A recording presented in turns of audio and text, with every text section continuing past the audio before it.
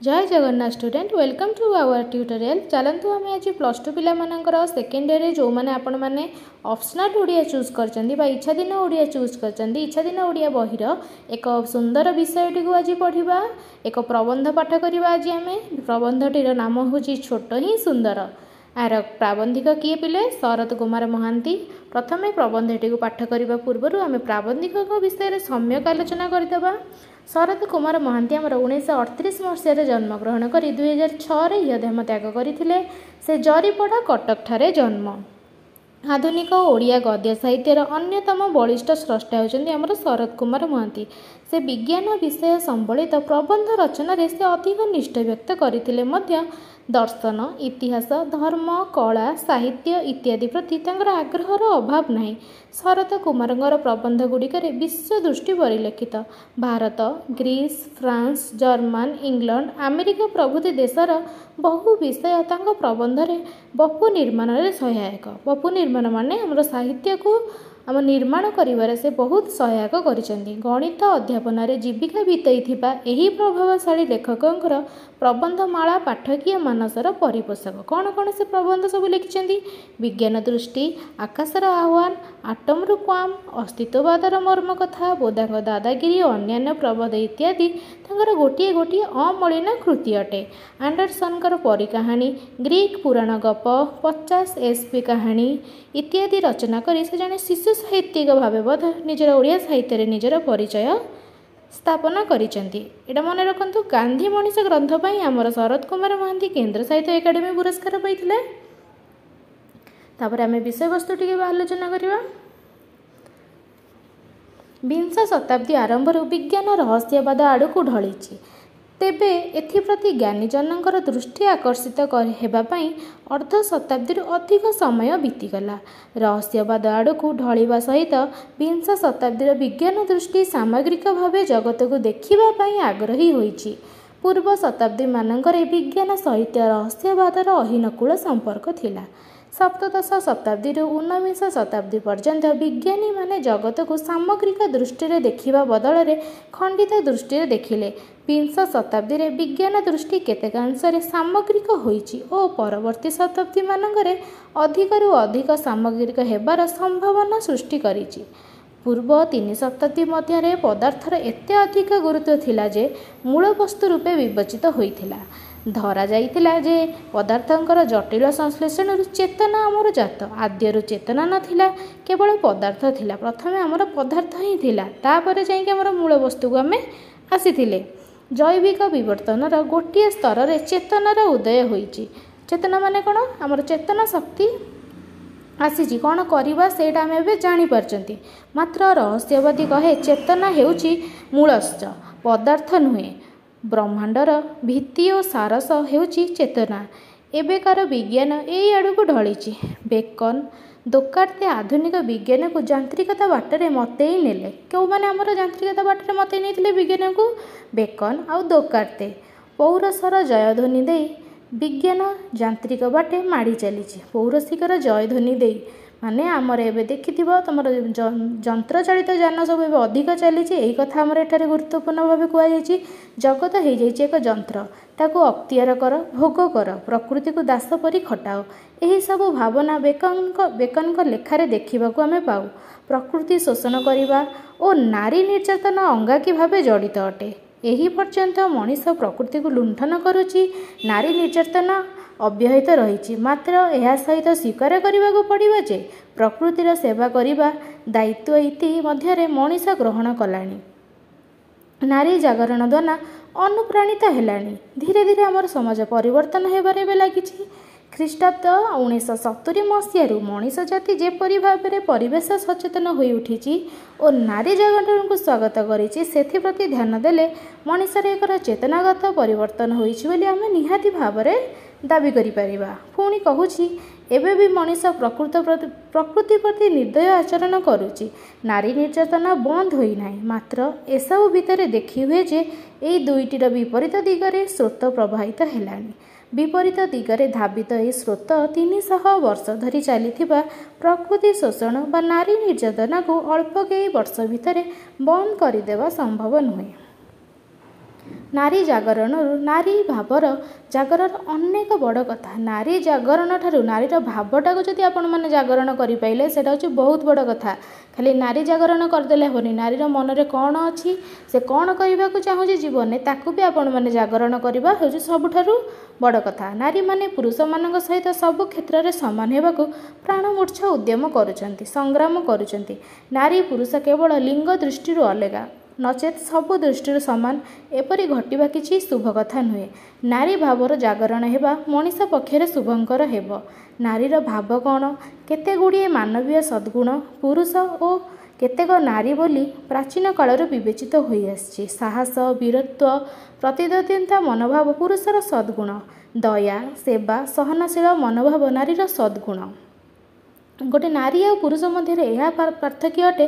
पुरुष टी केवल तार वीरत्व देखा पार और तार प्रतिद्वंदिता मनोभाव देखा पार, किंतु जने नारी वीरत्व प्रतिद्वंदिता देखाइबा सह अन्य माननकु से दया सेवा और सहनशील सहित निजर ममता को भी से देखाई पार।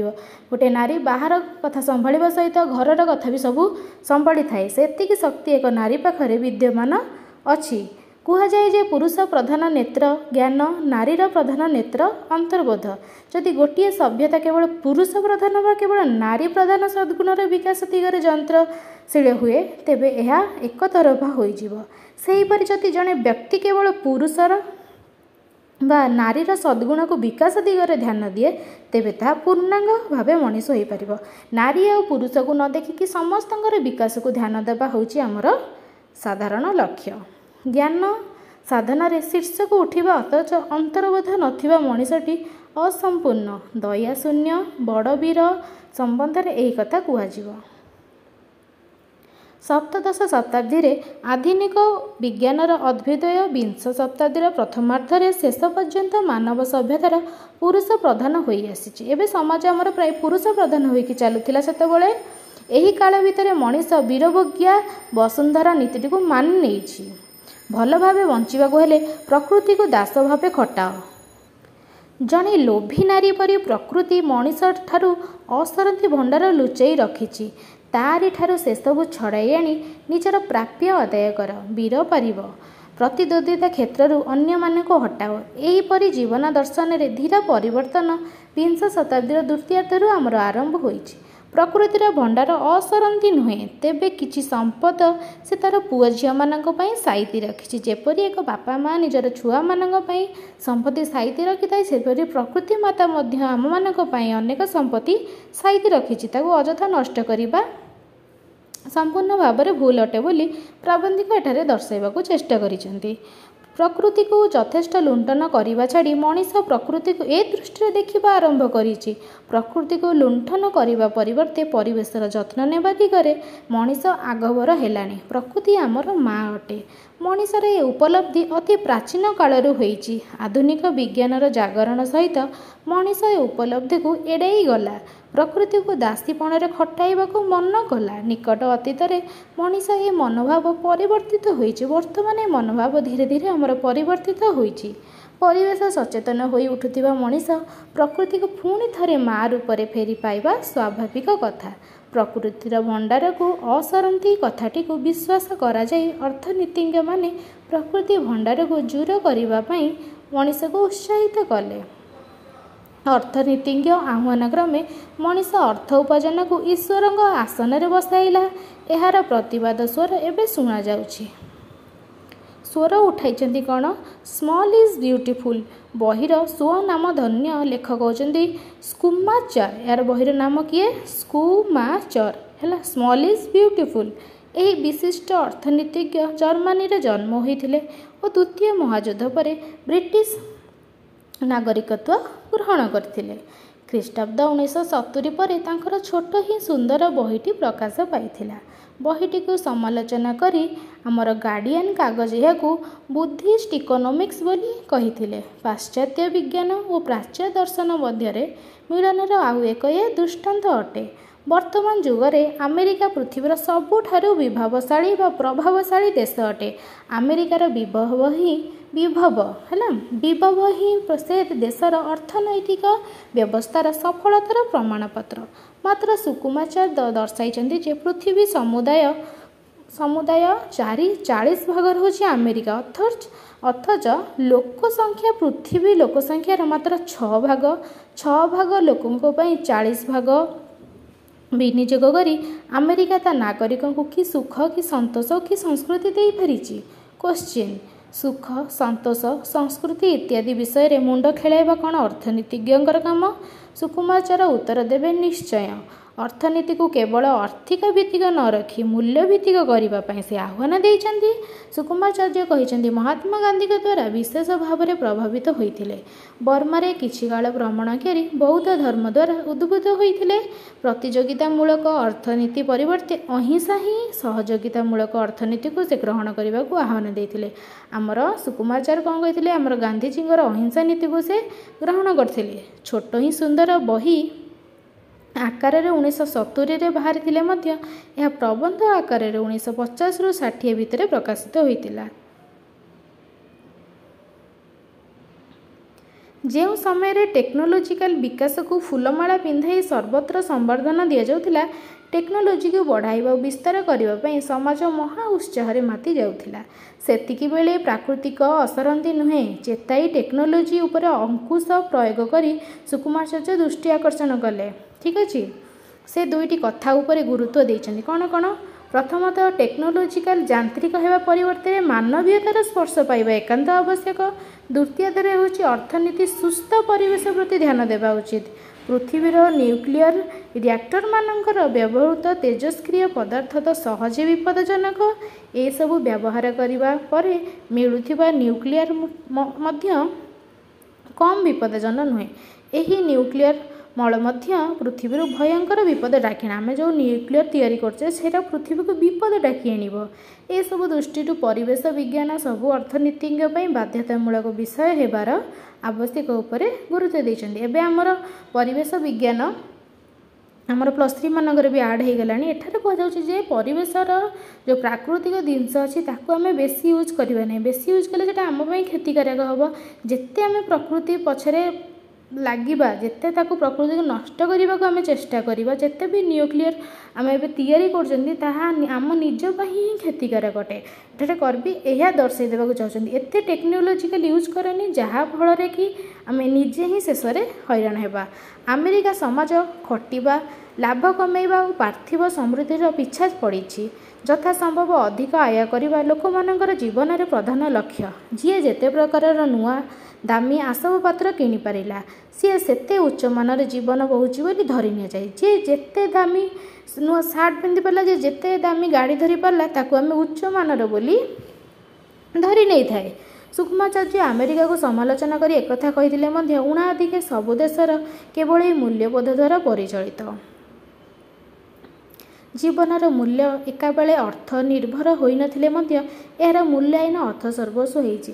ଯେତିକି ଆମର ଆବଶ୍ୟକ ଅନୁଯାୟୀ ଆମେ ସେତିକି ଯଦି ଖର୍ଚ୍ଚ କରିବା ତାହାର ବହୁତ ଭଲ। ଯଦି ଜଣଙ୍କ ପାଖରେ ଅଧିକ ପଇସା ଅଛି, ସେ ଯଦି ସବୁ ଜିନିଷକୁ ନେଇକି ୟୁଜ୍ କରିକି ନଷ୍ଟ କରିଦେବ, ତ ଆଉ ଯେଉଁମାନଙ୍କର କିଛି ଅଳ୍ପ ପଇସା ଅଛି ସେମାନେ ଅଳ୍ପ ଜିନିଷ ନେଲେ, ଆପଣମାନେ ଅଧିକ ନଷ୍ଟ କଲେ ନା ନାହିଁ। ଯେତେ ବି ଆପଣମାନେ କପଡ଼ା କିଣନ୍ତୁ, ଯେତେ ବି ଆସବାବପତ୍ର କିଣନ୍ତୁ, ଯେତେ ଅଧିକ କିଣିବେ ସେତେ ଆମ ପରିବେଶ ପାଇଁ ଲସ୍। ସେତେ ଆମର ଗଛ ନଷ୍ଟ ହେଉଛି, ଯେତେ ଆସବାବ ଜିନିଷ କିଣିବେ ଆମର ଯନ୍ତ୍ରଚାଳିତ ଶକ୍ତି ନଷ୍ଟ ହେଉଛି। କବି ଏଠାରେ ଚେତାବନୀ ଦେଉଛନ୍ତି। ଏହି ବସ୍ତୁବାଦୀ ଅର୍ଥନୀତିର ମାପକାଠି ବ୍ୟତୀତ ବୌଦ୍ଧ ଅର୍ଥନୀତିର ମାପକାଠି ରହିଛି। ବୌଦ୍ଧ ଅର୍ଥନୀତି ଉତ୍ପାଦନ ବୃଦ୍ଧି ହାର ବୃଦ୍ଧିର ଗ୍ରାସକୁ ବୃଦ୍ଧି କରିବାକୁ ଅସ୍ୱୀକାର କରେ ନା, ମାତ୍ର ଏହା ସାଙ୍ଗକୁ ଠିକ୍ ପଥରେ ଚାଲୁଛି କି ନା ତା କେତେ ଦୂରରେ ମଧ୍ୟମ ପନ୍ଥା ବା ମିଡିଲ୍ ୱେ ଅବଲମ୍ବନ କରିବାକୁ ଅସମର୍ଥ ହେଉଛି। ବୌଦ୍ଧ ଅର୍ଥନୀତିରେ ଏହି କଥା ମପାଯାଏ। ବର୍ତ୍ତମାନର ଅର୍ଥନୀତି ଊନବିଂଶ ଶତାବ୍ଦୀର ବୈଜ୍ଞାନିକ ବିଶ୍ୱାସ ଉପରେ ନିର୍ଭରଶୀଳ ହୋଇଥିବାରୁ ସାମ୍ପ୍ରତିକ ସମସ୍ୟାର ସମାଧାନ ଦିଗରେ ଆମେ ଅସମର୍ଥ। ଏତେ ଜିନିଷ ଆମର ବୈଜ୍ଞାନିକ ମାନେ ସାଇଣ୍ଟିଫିକାଲି ଆମେ ୟୁଜ୍ କଲେଣି, ଏତେ ଆଗକୁ ବଢ଼ିଗଲେଣି ଯେ ଆମର ପ୍ରାକୃତିକ ଜିନିଷ ଆମର ନ୍ୟାଚୁରାଲ ରିସୋର୍ସ ଗୁଡ଼ାକ ଏବେ ଆମର ନଷ୍ଟ ହେବାକୁ ଲାଗିଲାଣି। ଖଣ୍ଡିତ ଦୃଷ୍ଟିକୋଣ ଓ ମୂଲ୍ୟବୋଧ ବିବର୍ଜିତ ଆଧୁନିକ ଟେକ୍ନୋଲୋଜିର ମଣିଷ ସବୁ ଦୁର୍ଦ୍ଦଶା ପାଇଁ ଦାୟୀ ଅଟେ। କିଏ ଦାୟୀ ଅଟେ ସବୁ ଦୁର୍ଦ୍ଦଶା ପାଇଁ? ଆମର खंडित दृष्टिकोण माने आम अल्प जिनस देखिले फ्यूचर रे कौन हम सेटा आम देखिले नहीं वर्तमान कौन हम देखीदे तो खंडित दृष्टिकोण आउ मूल्यबोध विवर्जित आधुनिक टेक्नोलोजी आमर जो नुआ नुआ मॉडर्न टेक्नोलोजी सब आसूची ए सब तापाई दायी बोली प्राबंधिक दर्शाई।